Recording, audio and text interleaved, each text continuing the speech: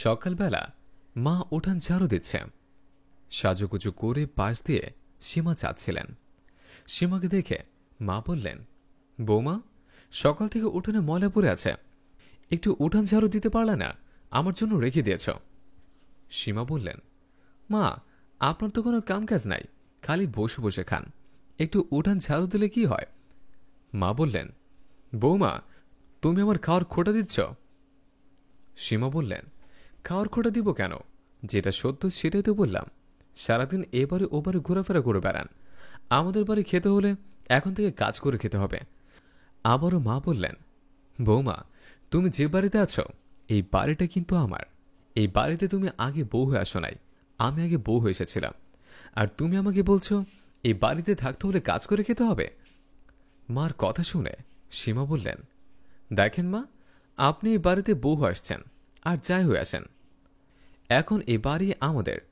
আপনার ছেলের ঘাড়ের উপর বসে বসে খাচ্ছেন, আবার মুখে মুখে তর্ক করছেন। এরপর যদি বেশি কথা বলেন তাহলে ঘাড় ধাক্কা দিয়ে এই বাড়ি থেকে বের করে দিব। বৌমার মুখে এমন কথা শুনে মায়ের যেন পায়ের নিচে মাটি সরে গেল।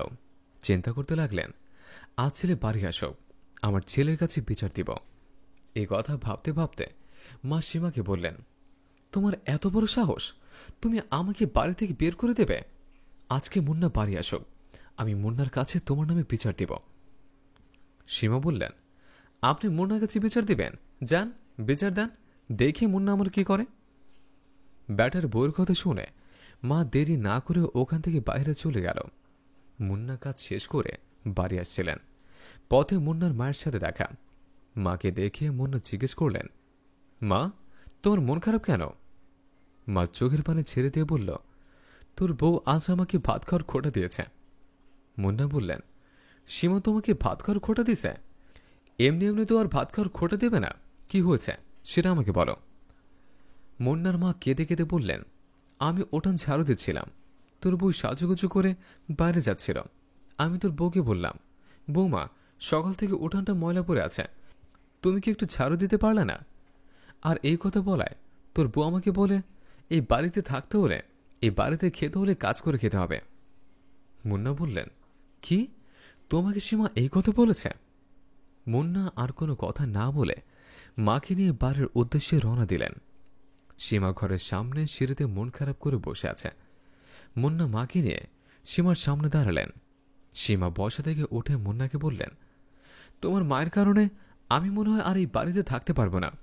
মুন্না বললেন, কেন, মা আবার কি করেছে? সীমা বললেন, তোমার মা কি এই বাড়িতে আমাকে কাজের লোক পাইছে? তোমার মা যা পারে তাই বলে। ব্যাটার বউর মুখে এমন কথা শুনে মা বললেন, বৌমা, আমি তো তোমায় কখনোই কাজের কথা বলি না।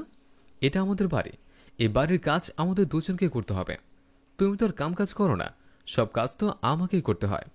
আমি তোমাকে কি এমন কথা বলেছি যে তার জন্য তুমি ভাত খাওয়ার খোটা দিলা? শাশুড়ির কথা শুনে সীমা তেলে বেগুনে জ্বলে উঠলেন। বলতে লাগলেন, সামান্য উঠান ঝাড়ু দিতে পারেন না? খাওয়ার সময় তো কম খান না, বড় গামলা ভরে ভাত নেন। বউ এই সকল কথা বলছে, মুন্না দাঁড়িয়ে দাঁড়িয়ে শুনছে, কোনো কথা বলছে না।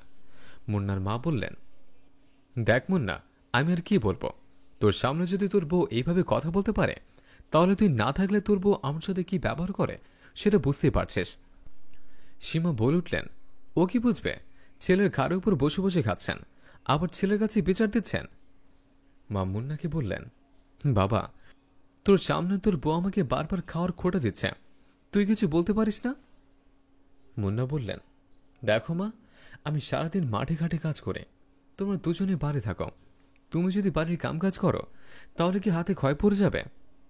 মুন্নার বউ বললেন, এই বাড়িতে যদি তোমার মা থাকে এই বাড়ির সব কাজ তোমার মাকেই করতে হবে, 3 বেলা খাওয়ালে কাজের লোকের অভাব হবে না।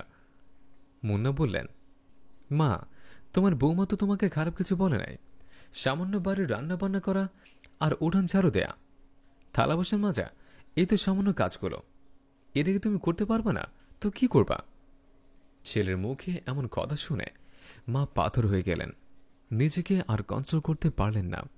বলতে লাগলেন, আমি তো কাজ করি বাবা, তোর বউ দিন রাত সাজগোজ নিয়ে ব্যস্ত থাকে, বাড়ির কাজ যদি আমরা দুজন ভাগ করে নেই তাহলে তো আর আমার একার এত কষ্ট হয় না। তোর বউ তো প্লেট ধুয়ে ভাত খায় না, সীমা বললেন, আমি প্লেট দিয়ে ভাত খাই না, আপনি এত বড় কথা বলতে পারলেন?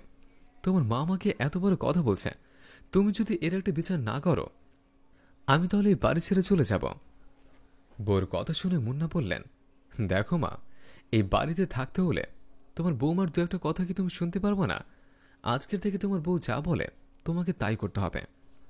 মা মুন্নাকে বললেন, তুই তোর বউয়ের কথা শুনে আমাকে এত বড় একটা কথা বলতে পারলি?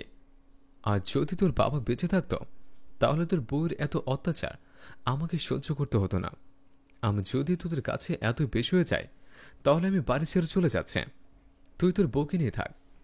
সীমা বললেন, কত আগে থেকে তো বলেন চলে যাব চলে যাব, তারপরেও তো নির্লজ্জের মতো আমাদের বাড়িতে পড়ে আছেন। আপনি যদি কাজ করে বাড়িতে থাকতে পারেন তাহলে বাড়িতে থাকেন, আর যদি কাজ না করতে পারেন তাহলে বাড়ি ছেড়ে চলে যান। সীমা এইভাবে অনেক কথা বলতে লাগল। মা আর সহ্য করতে না পেরে বললেন, বাবা মুন্না, তোকে 10 মাস 10 দিন পেটে ধরেছে তোর বউর এসব কথা শোনার জন্য। তোর বউ আমাকে বাড়ি ছেড়ে চলে যেতে বলছে, আর তুই দাঁড়িয়ে দাঁড়িয়ে শুনছিস, তোর বউকে কিচ্ছু বলছিস না। ঠিক আছে বাবা, আমি তোদের বাড়ি ছেড়ে চলে যাচ্ছে, কোনোদিনও এখানে ফিরে আসবো না। মুন্না বললেন, জানি তো, আজ রাগ করে চলে গেলেও 2 দিন পর আবার আমাদের কাছেই ফিরে আসবা। তার চেয়ে ভালো তোমার ব্যাটার বউ যা কয় সেটা শুনেই বাড়ি থাকো। ছেলের মুখে শেষ কথাগুলো শুনে মা চোখের পানি মুছে বাড়ি থেকে বের হয়ে গেল। সীমা মুন্নাকে বললেন, হাত মুখ ধুয়ে এসো, আমি তোমায় খাবার দিচ্ছি। বউয়ের কথা শুনে মুন্না হাত মুখ ধুতে চলে গেল। মুন্নার বউ যেন খুশিতে নাচতে নাচতে ঘরে গেলেন, কারণ এতদিন পর আপদ বিদায় হয়েছে। বন্ধুরা, আমার এই গল্পটা যদি ভালো লেগে থাকে তাহলে লাইক, কমেন্ট এবং শেয়ার করবেন। ধন্যবাদ।